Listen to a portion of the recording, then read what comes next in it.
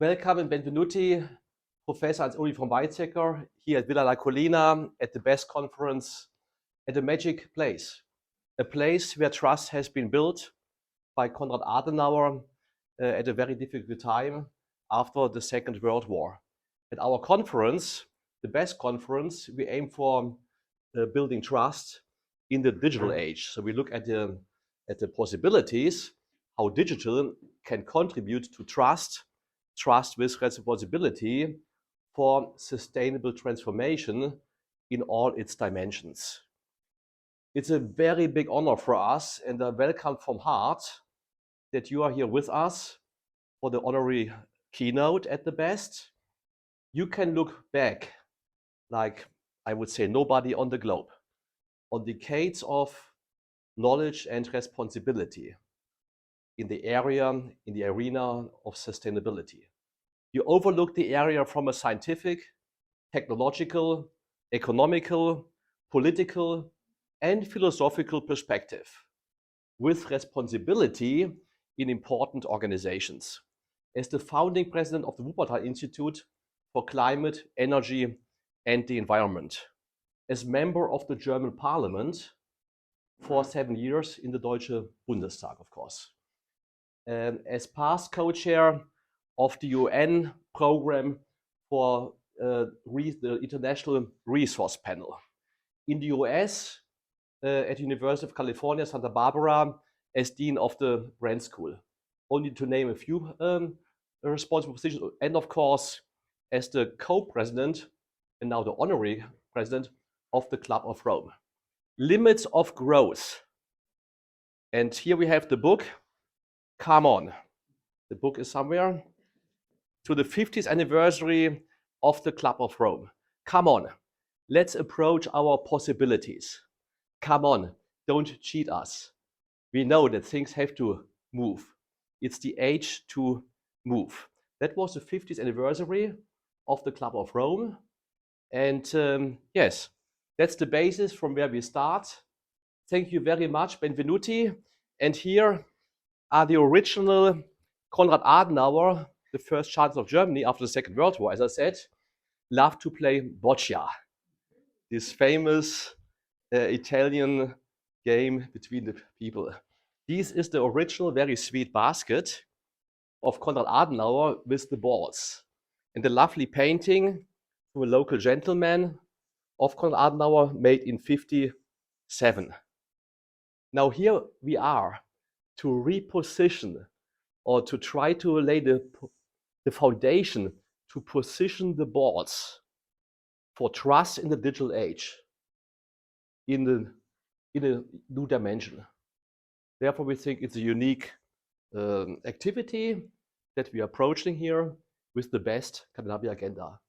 Thank you very much and benvenuti. Thank you.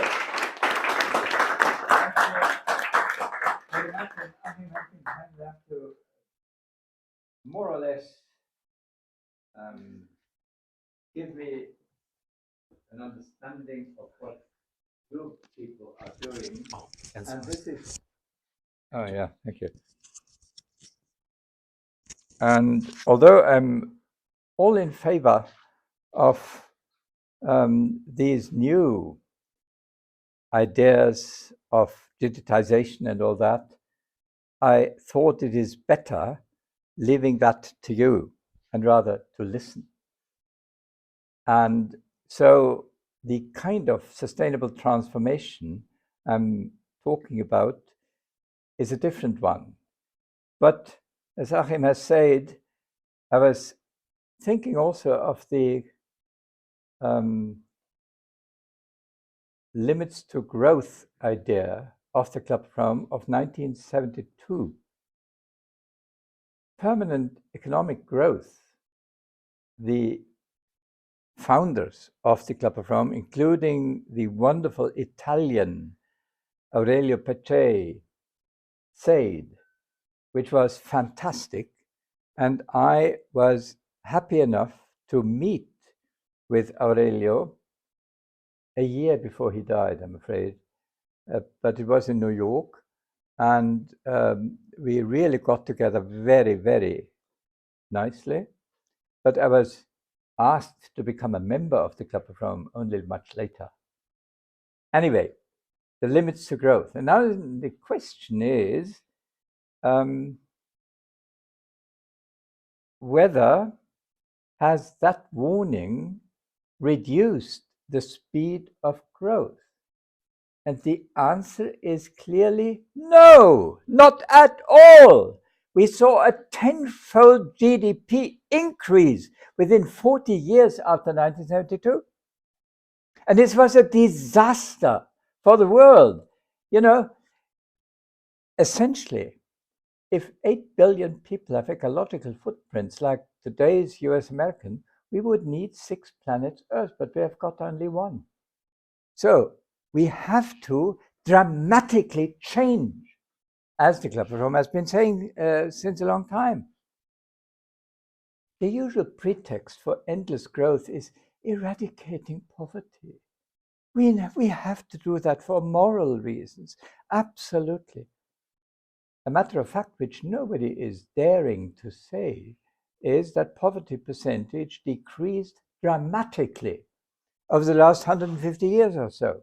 But nobody would admit that, because then the excuse is gone. And then, of course, at the United Nations, they created the Sustainable Development Goals, or Sustainable Transformation, if you wish. A wonderful thing, unanimously agreed by all members of the United Nations. Fantastic. The question, however, is it working? And is it working in the right dimension? And I fear, again, no. The first 11 Sustainable Development Goals are aggressive growth imperatives. This is exactly what we want. Most of the countries want exactly that. And they just call it sustainable. It is not sustainable at all. But everybody is quoting it as sustainable, which is wrong. But nobody would be courageous enough to say so, except me. And then 3 out of 17 SDGs are ecological: climate, oceans, and biodiversity. Now, wait a moment, what did I do? No. Instead of the, ich krieg das schon hin, okay. Instead of the right angle, you could better make a more realistic picture, a pyramid, where the bases are the 3 ecological goals. Because once the ecological basis is crushing, there won't be any well-being left. That, however, has always been hated by the business people and by governments. I mean, you cannot get entry into your parliament unless you praise more growth. People want exactly that, even if it destroys our planet. Well, let's look at a few of the problems, including climate challenge. It's going up relentlessly. This happens to be June of this year. It's probably the hottest June month, probably during the past 1,000 years. I don't know, perhaps you could just as well say 5,000 years. Anyway, it's getting hotter and hotter and hotter. In addition, we have wildfires every here and then, and we have floods, dried harvested, hurricanes, etc., etc. This is, of course, a reality, but nobody makes the link with climate. Now, this is the most unpleasant picture, I'm afraid I have to show to you. There are calculations, mathematical calculations of a potential likelihood or neighborhood or so between economics and being bad on climate. The GDP per capita and the CO2 emissions per capita.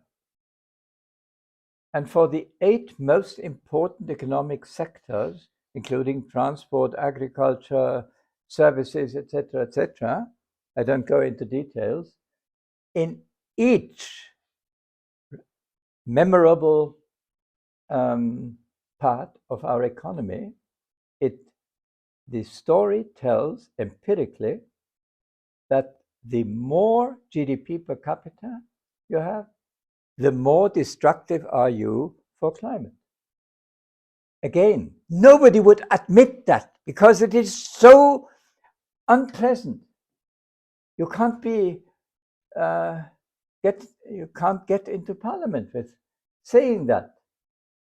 I mean, for some odd reason, they still elected me for parliament in Germany. But nevertheless, it didn't make me very popular for that. Okay, we absolutely need a decoupling of well-being from climate damages. Unless we do that, the next and over next generations will really be extremely unhappy about our generation. And that is a worldwide story. Well, the Germans tend to believe they are no culprits because their GHG emissions are only 2% of the world emissions. 98% come from others. Okay, but domestic climate policy in Germany doesn't help much against global warming. So we better address the question of global warming. So another challenge is biodiversity. In parallel with the climate convention at the Earth Summit of Rio de Janeiro in 1992, they adopted the CBD, Convention on Biological Diversity. And now there is a calculation again. 97% of the total body weights of the land-living vertebrate animals are domesticated animals, mostly for slaughter, let's be honest.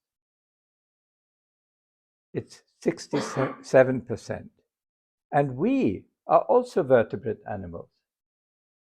And we also make up for 30%, leaving a mere 3% for wild animals, including all the elephants and kangaroos and what have you.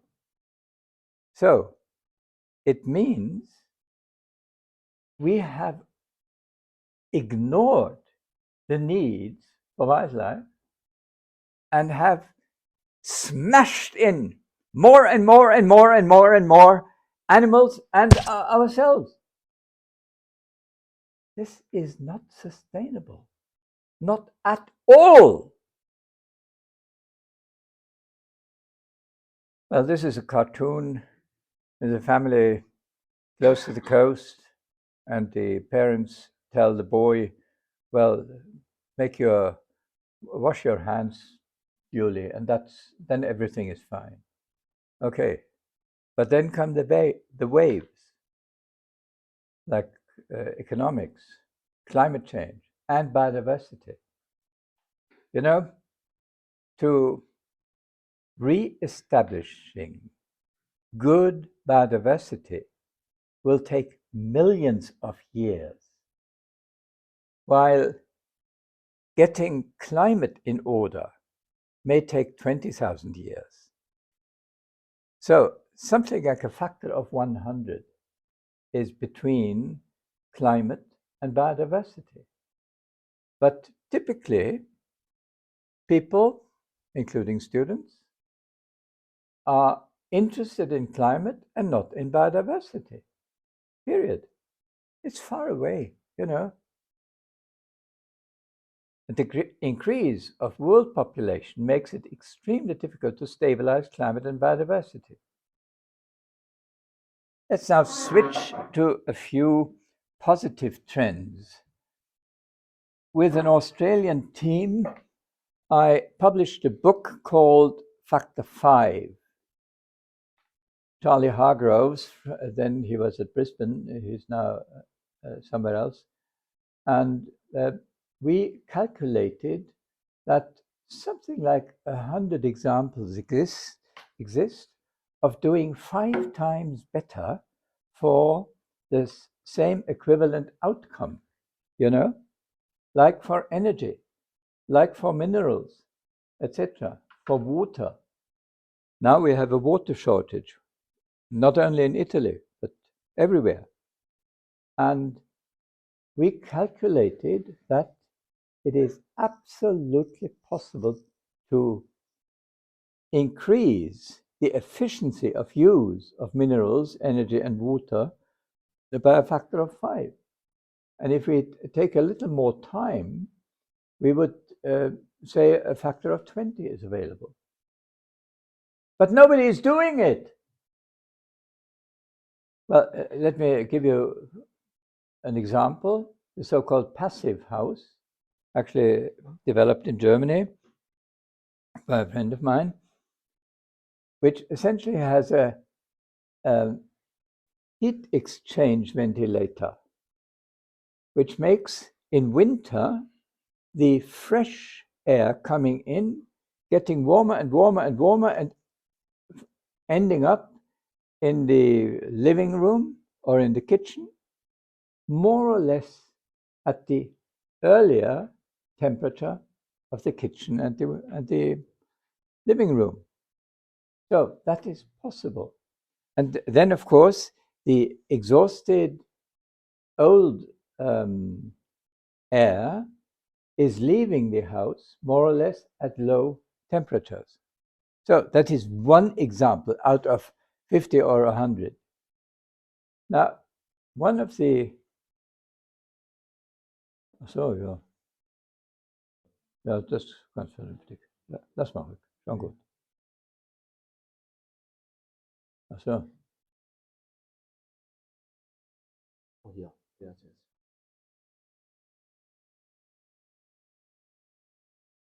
Okay, fine.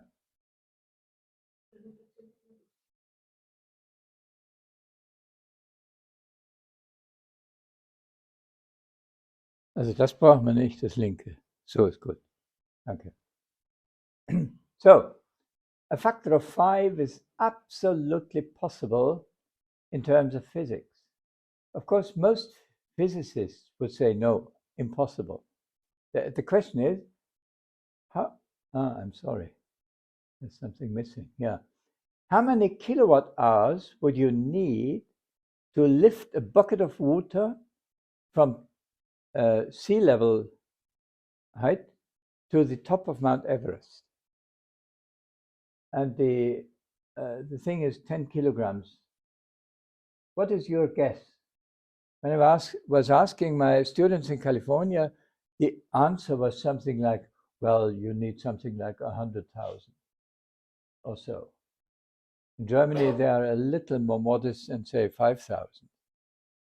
It's also totally wrong. The answer is 1/4 of a kilowatt hour, you know? But our experience in the normal world is the opposite.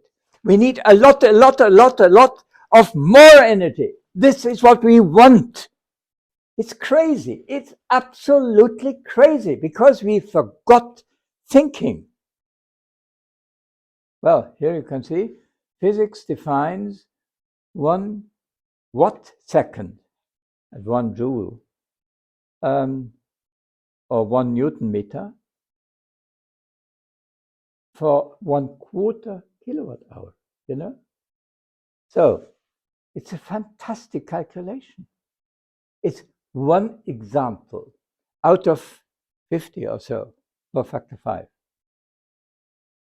Well, efficiency technologies were hardly profitable Why?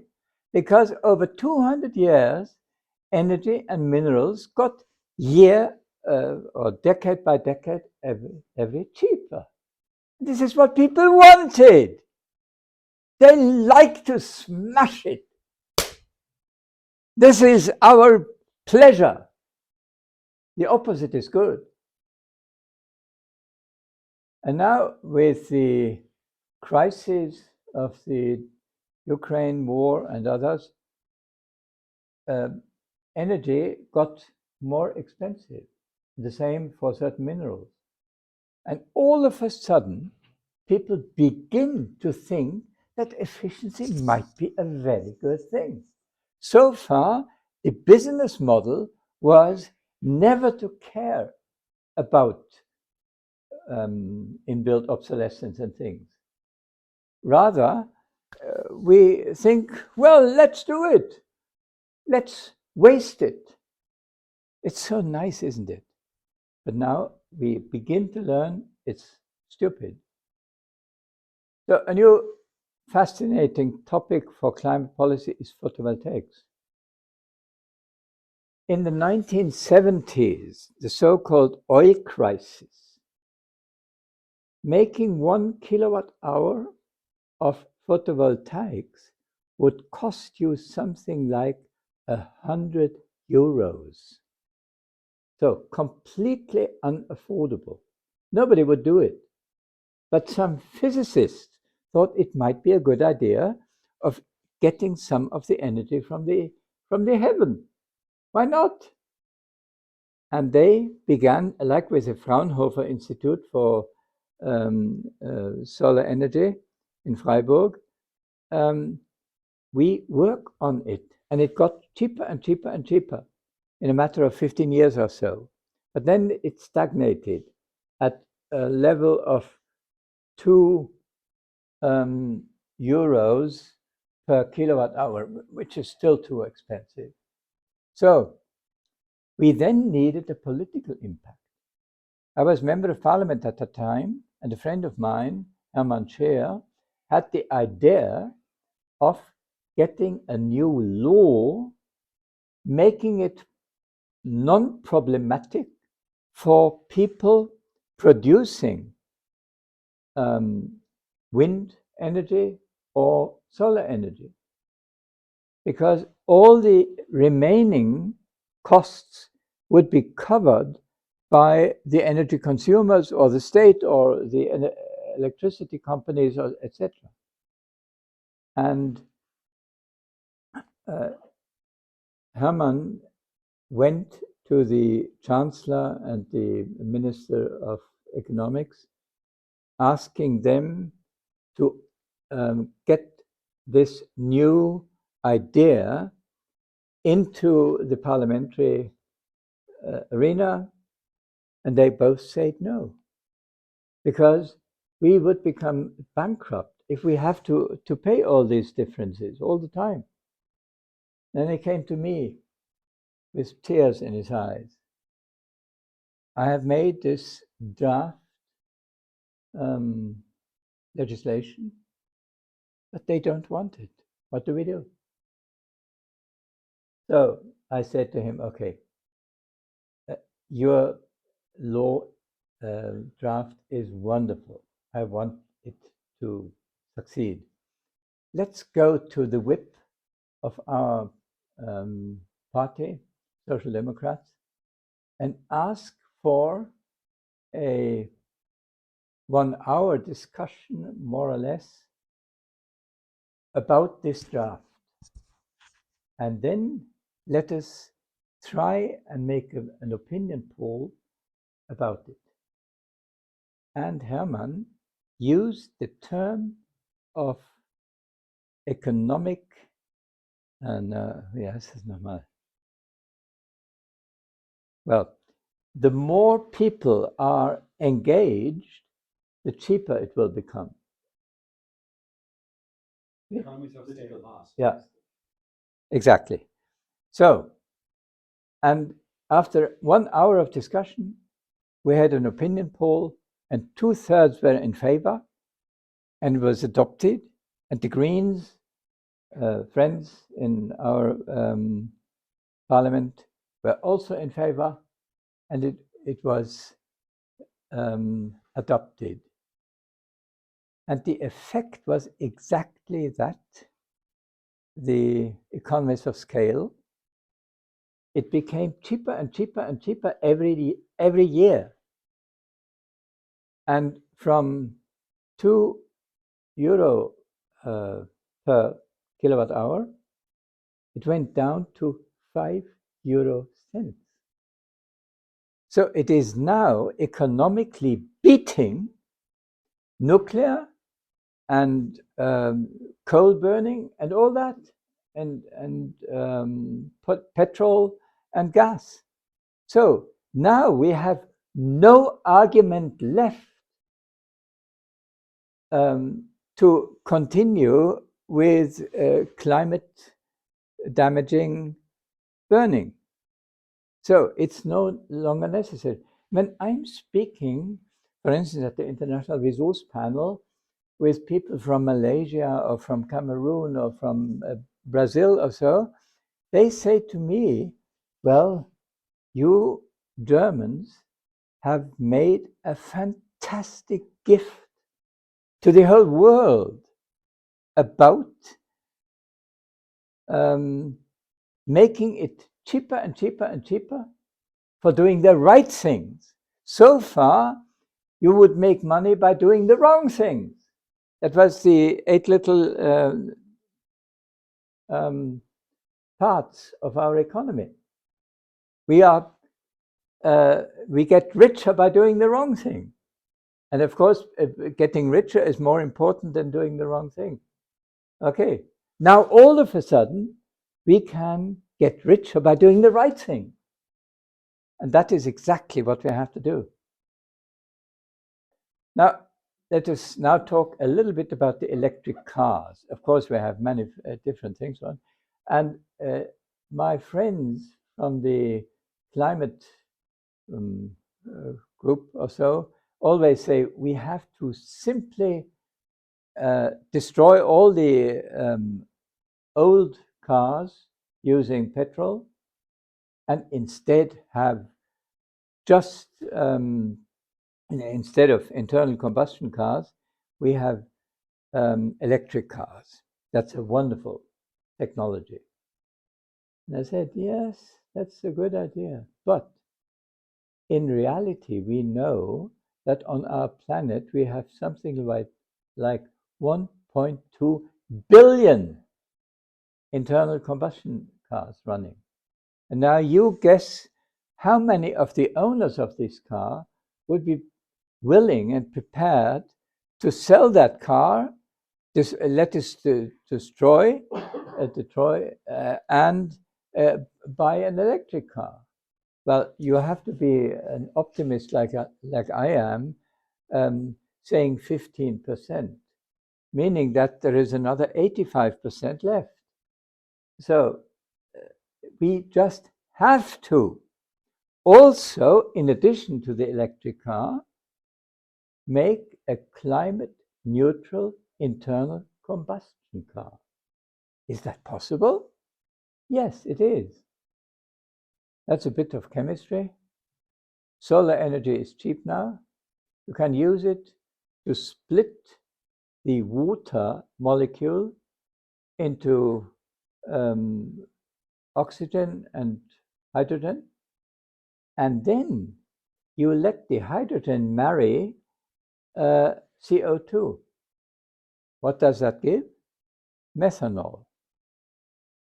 And then the methanol can be used as a substitute for ordinary oil for your cars. And that would be, by definition, by this picture, completely climate neutral. So for the next 25 years or so, you can do with methanol, but not methanol from coal or gas. That would be stupid. But from this process, you can do that. So I said that all countries should help reduce greenhouse gas emissions. We need policies to make that economically reasonable for developing countries.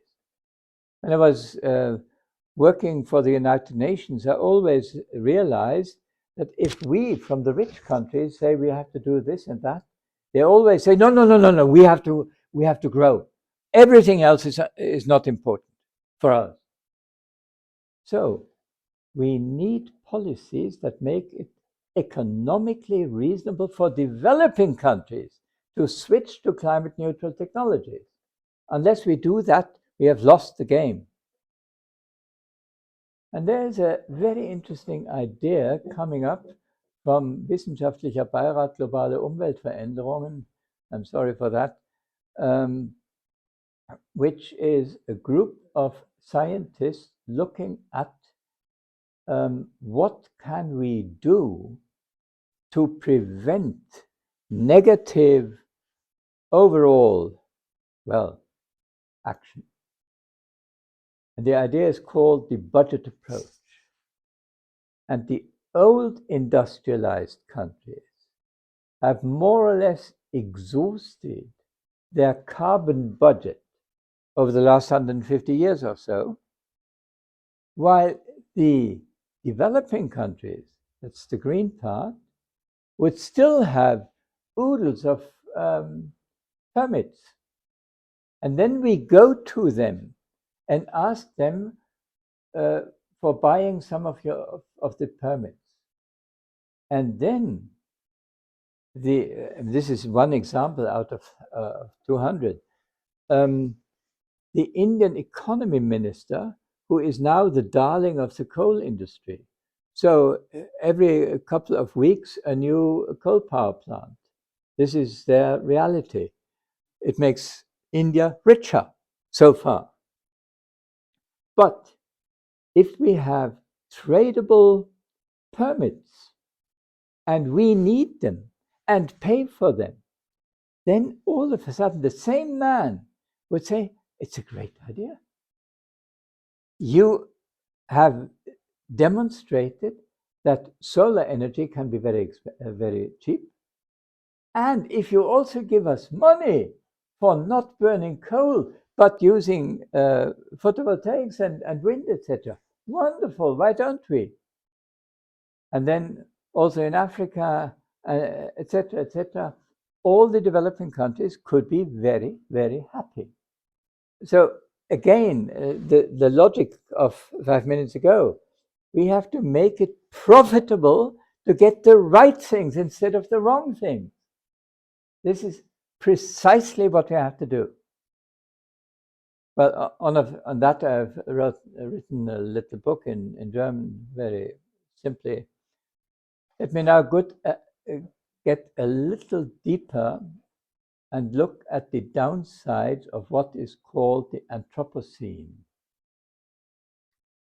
An old friend of mine, unfortunately, he died, Paul Crutzen.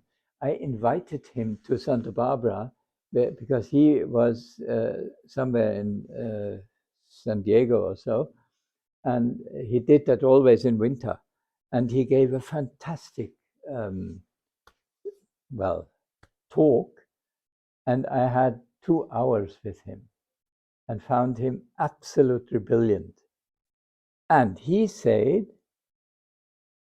we need a new thinking of today's world, which is so much damaged and made by the Anthropocene. What is that? Well, anthropos in ancient Greek is humans. And if humans change the planet, we have to call it Anthropocene. And he knew perfectly well that the current climatic change was the result of human action and that humans are destroying our planet. And he also went into the idea of changing the clouds, or anyway the atmosphere, so that the solar light would not create so much heat. So again, I mean, he got the Nobel Prize for understanding the ozone problems, but that's the past. Anyway, he was a great guy. Human coal burning since 1850 and oil and gas since 1950 or so were the chief cause of global warming. So we have to change that. I mean, I made a few remarks on how to do that with solar, etc. The Anthropocene can mean that humans are mad. The Anthropocene syndrome, according to Susan Prescott, is a complex of environmental degradation and increasing incivility in public and professional discourse. It should be replaced by the Symbiocene, where people cooperate instead of just elbow, you know. Well, I used to be a professor of biology, so I know Darwinism. And I happen to know that Charles Darwin had a friend and a relative called Herbert Spencer. And he defined then social Darwinism, essentially saying Darwinism is right, the strong will always beat the weak, and that is good for all. And social Darwinism essentially means the state should never support the weak ones. Evolution would extinguish them anyway. You know? That kind of guy was he. Which is good for a healthy humanity. Evolution makes the state superfluous. You know, there is an anecdote about Herbert Spencer. He was invited to New York and saw hundreds and thousands of immigrants dying. And then he said to his entourage, we are the privileged observers of evolution at work. You know, that kind of guy was he. Terrible guy. But in America, everybody believes it's a matter of a law of nature, you know? So we have to change our conceptions in order not to fall into that trap. Spencer was the precursor of the radical neoliberals. Well, this is the book, and thank you for bringing it. It has essentially 3 parts. The first is, come on, don't tell me the current trends are sustainable. They are not at all. All I was saying was making that clear. The second, come on, don't stick to outdated philosophies. The old kind of enlightenment was good for the time, but no longer for the full world. And the third was, come on, join us on an exciting journey towards a sustainable world. And this is exactly what we need. It's half of the book. So it's maybe worth reading. We were 40 people helping us. And Anders Wijkman and I, we were the presidents of the Club of Rome, invited the members of the Club of Rome to help us thinking of these 3 chapters, and they did a great job. And I learned a lot about it. The German translation was actually a bestseller in Germany. Essentially, we say a new enlightenment will be good for the full world, which is dominated by humans. In the meantime, the Club of Rome has gone further with a new book, also a report to the Club of Rome, Earth for All, which essentially is important for developing countries, because otherwise it's only America and Western Europe and China and Japan that is winning, and all the others are losing. So we need this kind of a new Earth concept. The dominant economic model is destabilizing societies and the planet. It's time for a change. One future, one choice, two scenarios. And essentially, you have to distinguish the red one, which is too little, too late, which is typically what we always do, or the giant leaps for 5 different parts, including empowerment of women, equality between North and South, energy, climate, and materials, food, of course, not the kind of food we are presently using, which is damaging to biodiversity and climate, and overcoming poverty. This essentially is the book. If you like, you can use some 6 minutes now, coming to an end, for the idea of a new enlightenment. So these are the old Enlightenment people, great, fantastic people, with the exception of the last one, Jeremy Bentham. He was the inventor, after Herbert Spencer, of utilitarianism, which was the wrong kind of enlightenment. Still, I have him here on this picture. But the old Enlightenment also led to fantastic engineering, meaning that for hundreds of years, the per capita contribution to GDP was very low and always not improving. But with the Enlightenment, James Watt and all the other people made great advantages for better life.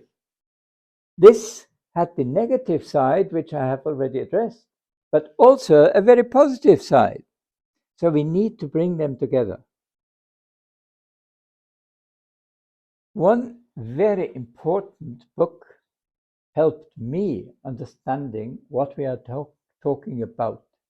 It was what Pope Francis said in his encyclical Laudato Si, where he essentially also asks for a new enlightenment. He declares that the current economy of greed, relentless competition, and wild acceleration is destroying our common home.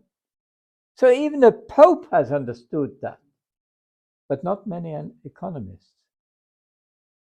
And then we say balance is the virtue of justice, as we know, and stands at the core of the new enlightenment. I mean, this is a caricature, evidently, but a balance between heart and brain. It's not only brain what we need. We also need a heart. And in Western cultures, you can make careers as an academic only with peer-reviewed publications.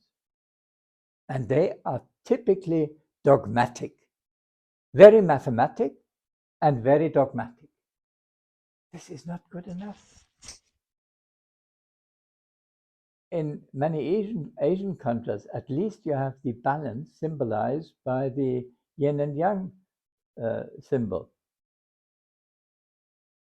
And from African friends, also in the Club of Rome, I learned Ubuntu, which essentially says, I am because we are.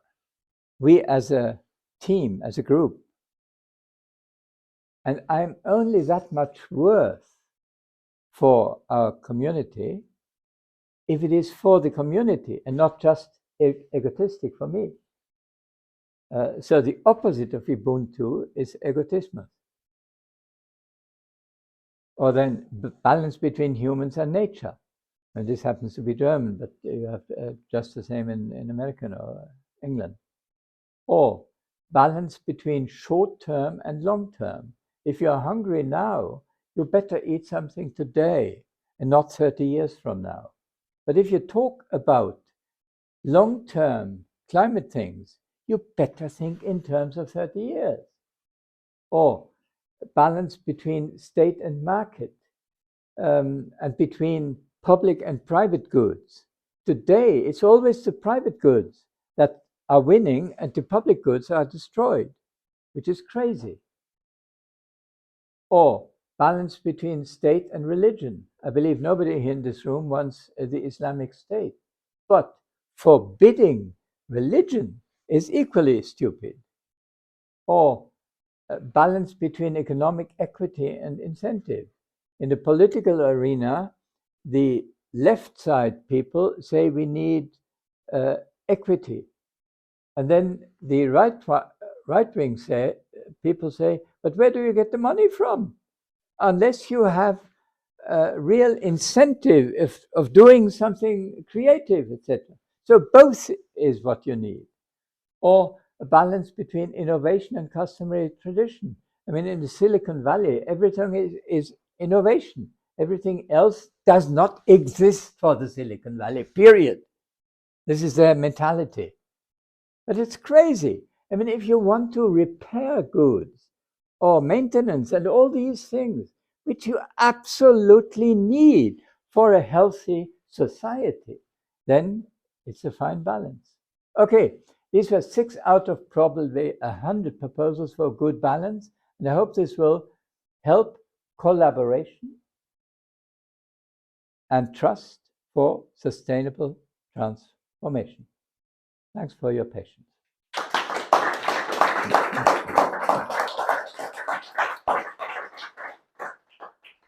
Thank you so much, Ernst Ulrich von Weizsäcker.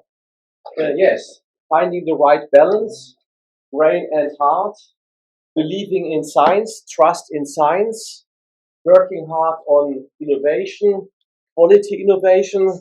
You lined out at the beginning, for example, with photovoltaics, and from there the storage and distribution. And it's similar again to this Asian, you could say, this very beloved game, the boccia from Konrad Adenauer. So everything is related when you play one ball, and then you have the others going in a different angle, and a good cooperation is needed. A good cooperation for a healthy planet, a new enlightenment, and for us, I mean, our competence, the core competence is digital age. Good enough. And we like to contribute with the best Kanapi agenda. Very good. Nancy Miller, and the floor is open for always for questions. Including critique. And please, yes. Please come.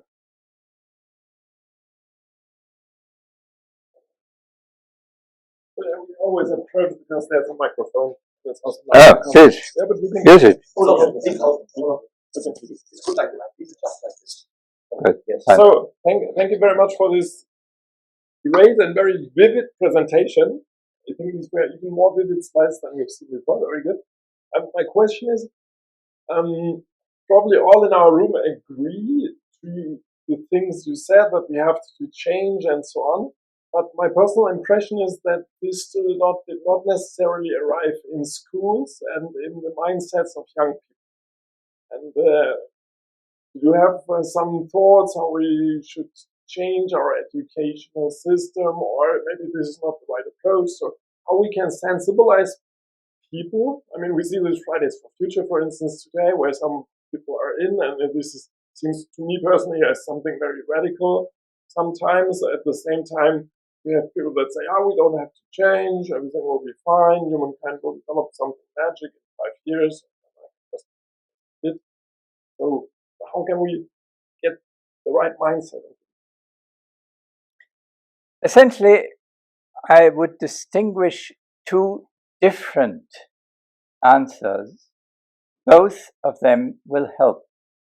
One is what I said in my speaking: change the frame conditions such that doing the right things makes you richer and not poorer. When I was Member of Parliament, I introduced the idea of an ecological tax reform making energy in small, gentle steps more expensive, and use the fiscal income for reducing the indirect costs of human labor. And that led to more employment, rich feeling, etc., and of reducing energy. So that is what I thought the legislation can do, and making the country richer. It was later calculated that the ecological tax reform, which we adopted, saved and created 600,000 new jobs in Germany. So it was simply very good for the country, and at the same time good for the environment. So this is one example out of probably 20 that you could yourself develop and then make popular. That's one thing. And the specific question you were asking was essentially, what could you do as a teacher or of a policymaker in education and all that? That is not so easy, but the likelihood of students of being with it will grow if the first step is really done, because then you're not an outsider but an insider. And this essentially we have to create, making it popular inside the class of young students or so, and of the teachers. So this is in a very small kind of explanation. Thank you. I want to ask you a little bit of a challenging question. Please. Two challenging questions. First, I would say, I'm in my early 60s now. In my teens, I was fascinated. I read The Limits of Growth, or Limits to Growth. And in a way, I would say, you were wrong, and I'm glad you were wrong, because The Limits of Growth said the Earth will be done by the year 2000 roughly. It's like peak oil, early 2000s, carrying capacity of the planet exhausted, and we are done. And we are now in 2023, 8 billion people, and somehow we are still stringing it along, right, in a quite fascinating way. So I think, so I'm more of an optimist, saying, well done. And then I would say, and here's now my challenge, because I would say, secondly, it's all the politicians' fault, because politicians don't understand what we as normal people have to do, namely balance our budget. And as long as we cannot balance our governmental budgets, we always have to grow ourselves, all the debt that we are digging us deeper and deeper into every year. And get that right as politicians, and then we can slow down a little bit. So it's all the politicians' fault. And with that, I'll sit down. Thank you. Well, thank you very much. Let me look at what happened over the last 10 days. The Hamas people became enormously angry about Israel, of making it essentially impossible for 2.5 million people in the left enclave for, Arabs, essentially. And the Israeli farmers had thrown out all their competitors from Arab faith or so. And that is de facto for the Near East a tragic disaster, including tragic for Israel. And unless we have that bit of understanding of justice, of equity, etc., we are losing the game altogether. And I believe that your question can go through the consideration of avoiding the kind of collective damaging that is presently shaming our world.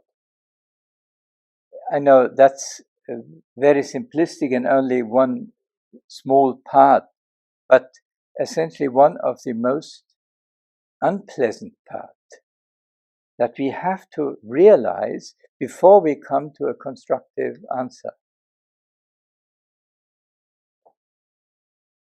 First of all, thank you very much for your very, very informative presentation. It was eye-opening and very intriguing. So my question is probably a repetition of what has already been asked. So the recommendations you are making require strong government policy. Right? There are, I mean, the world is moving into more populist government.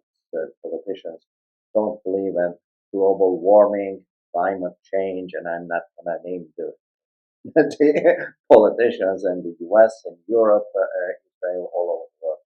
So what is your recommendation how to change that mindset? It's going to take a very long time and we have to start from somewhere. So what's your recommendation on that? Well, there are certainly other people in the room who know much better. Let me come with one example, which is important for this building. Konrad Adenauer, Robert Schuman, and Alcide de Gasperi were European politicians who felt that the time of wars must be finished. Period. Let us be friends instead of enemies.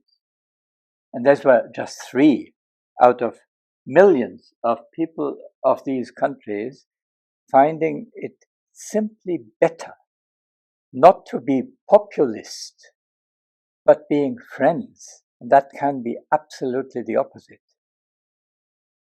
Populists tend to thrive out of shaming all the others. And that is not very clever, is it? And when we have those new populists in Germany, you had it a little earlier in America. In Britain, they had Boris Johnson. I used to know his father, who was a great guy in the EU Commission in Brussels. And I was at the time director of the Institute for European Environmental Policy, and I had to go to Brussels every now and then. And I met Stanley Johnson and found him an extremely reasonable person. And then the other day, about half a year ago, somebody said, well, Stanley Johnson is still alive, and he is unbelievably sad about his son. He sees that this is a destructor. And if we manage, we as a community, to persuade that this kind of blaming is destructive, not constructive. And I have so many American friends who have that same mentality of thinking, let's cooperate across the Atlantic and inside America, etc. So I believe this balance idea comes a little close to what our civilization now has to learn.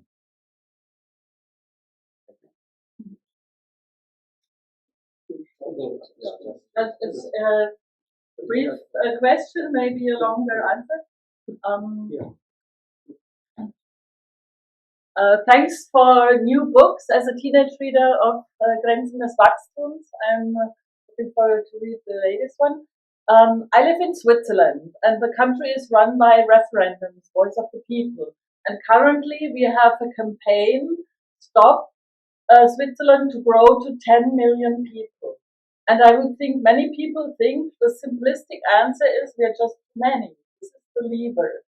what is the answer of the Club of Rome, or your answer to this simplistic thinking? Yeah, just let's make sure we don't overpopulate the planet. It's a very good question and very tragic situation. We have more or less the same in Germany. The right-wing party has no other game as stopping migration, period. That's the only thing they are really interested in. And it is stupid. But what we need is part of the things I've been saying, making Africa and other parts of the world richer instead of poorer. And the neo-capitalist economy is the wrong recipe for exactly that. It makes the rich richer and the poor poorer. And that leads to the tragic situation in Switzerland, in Germany, in Britain, in Italy, and many other places. So we have to work it out that families have less children and the poor countries get into the Ubuntu kind of mentality instead of migration mentality. My question just fits on that one. Very good. Maybe, and I hope so. The question is, how do you estimate the influence of Club of Rome when it comes to the year 2030? I like your analysis of the 17 SDGs. It was a strange event in Belgrade. And there was a Serbian professor, and I asked him, and I wear proudly this little button with the 17 colors, because it's a very nice thing. And I asked him, what do you think about that? And he said, it's a neoliberal, communist, neoliberal, capitalist nonsense. And then I asked him, are you communist? Yes. And then I had to laugh, and I said, well, I would like to defend these goals as a part of analysis, and at a certain point in time they have that they are legitimized. But I also think that Ubuntu, and the more I try to elaborate that, and how do you see the chances that the agenda which follows to 2030 might achieve, because there are other systems from the third world, from the second, third world, like Revere from Ecuador, or others I mentioned more. Because it doesn't work the way as you explained. But is there a chance that some people might support that the new agenda, I don't know, will succeed? Well, the Club of Rome has changed a lot over the last 5 years. What they find important is diversity, diversity, diversity. Meaning that a male, old European is the most outlandish and non-important person, like me. Yeah. Essentially, we need women, young people, and Africans. That is the new philosophy of the Club of Rome. And I don't mind, but in a sense they are right. And as you may have heard, I find their new report quite legitimate. That's fine. But I believe your answer, your question is more important than the Club of Rome. Essentially, we need now, in the sense, Pope Francis has more or less said it. That, I believe, could be good for Africa, good for South America, good for Europe, good for the United States or for China, etc. Why not? So far, the neoliberal thoughts think it is the necessity and, well, what you have to do is getting stronger and richer than all the others in the room, which I find very meager, very unsatisfying. So I believe we need some kind of a culture which is closer to the New Testament of Christianity, which is quite different from what the Arab world is believing. This is essentially a kind of philosophy which leads to more wars. And that I find very counterproductive. Also, Christians have done that for many centuries. And if I had been alive at that time, I would be against, no doubt. But some of what was developing, including in Christianity over the last 30, 50 years or so, was much closer to what you are asking for and I'm trying to formulate for. It's not so easy. So we need, well, good, positive cooperation kind of thing to make what you and I find important and rather, well, reduce the kind of egotism and neoliberal economics. I know this was now a little fuzzy and not sufficient answering your question. May I make an additional question that I think sort of follows up? Because I believe that you are telling two things, and let me try to be explicit about those, so you may tell me whether I just imagine one of them or both.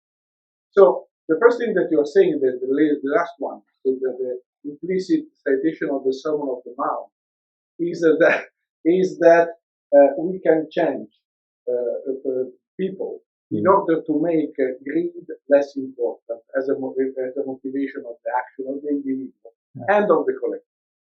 This is wonderful.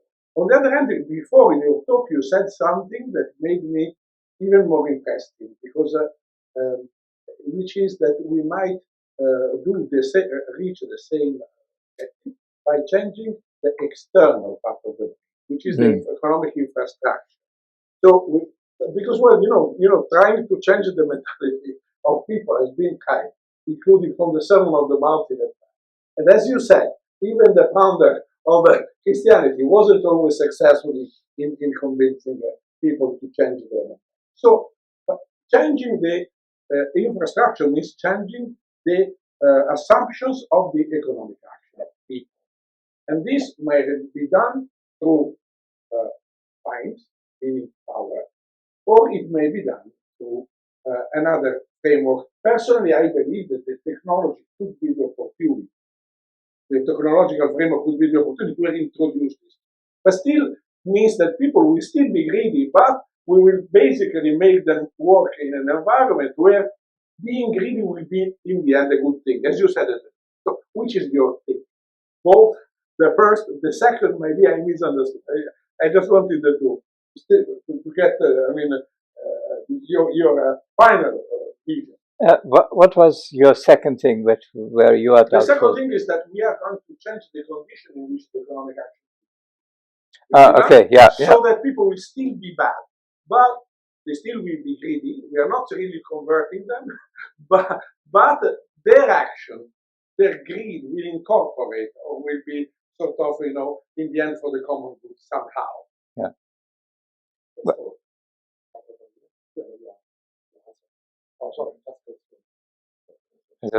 Well, that's a very good question. And indeed, what I wanted in the policy arena was to make it plausible to change the law in a way that people with an Ubuntu kind of mentality would be the winners, and those who essentially are thinking of themselves and nothing else would be the losers. And typically, I mean, in the 6 years of my life in America and anyway in the world, was not exactly supporting what I'm just saying. So far, individual egotism is seen as the winner. And that is an obstacle, not a support. So, not so easy to answer. But at least as long as we are able to show that the kind of development that is the result of neo-capitalist thinking will make life for the new generations intolerable. And then you have people like Greta Thunberg who say, not with us. We want something that our kind of generation needs for survival and for being humans in the best side. Now, I know that this was not really an answer. But I think you clarified already, because what I was saying is that if you move everything in the metaverse, you can imagine to recreate the condition of economic collaboration in the technological platform. Yeah. And in there, you can change the rules in a sense, right? Yeah, yeah. And I was asking, do you think that we can change the rules so the greed will always be the dominating, but the greed in the end will be also in the direction of common good, or we need anyway Ubuntu, and so making a different winner. So and I think you answered that if you don't change the conception of winning, you won't be able, even if you change the conditions of the operation of the economic actors.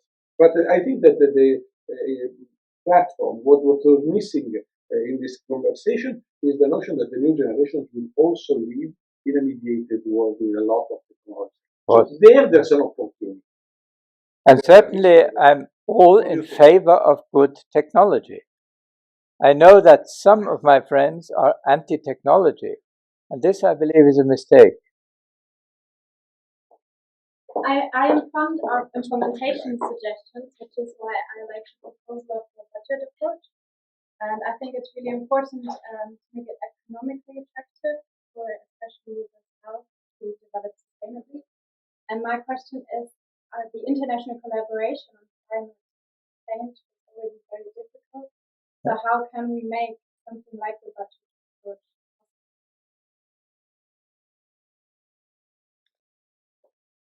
Well, this unpronounceable group, the I leave it,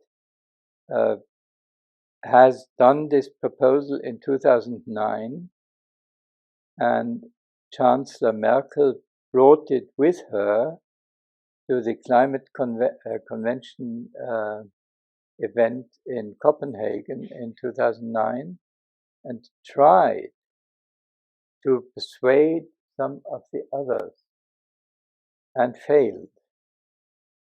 People somehow are not yet prepared to that kind of idea. and then she put it back into her drawer. And this was, for me, I knew it from the outset, for me, a very unpleasant insight that we, in addition to find this good idea, we have to make people willing to accept such unusual ideas which make it profitable, reasonable, camaradish kind of, instead of clashing, you know. And a part of what I was thinking of a new enlightenment is doing exactly that, so that it is not a minority position, but a majority position. It becomes. For that we need a lot of brains. People like what you have been saying was great, to make that popular. And by experience, I'm 84 years old now, so I have a lot of experience. And one part of my experience is that the Greta Thunberg generation finds it easier to go for cooperation instead of just elbows, which has been part of our philosophy over centuries. So you are much younger than I, so much better chances. Yes, Ernst Ulrich von Weizsäcker. Ubuntu, Okay. die Grazie Welle. Yeah, okay.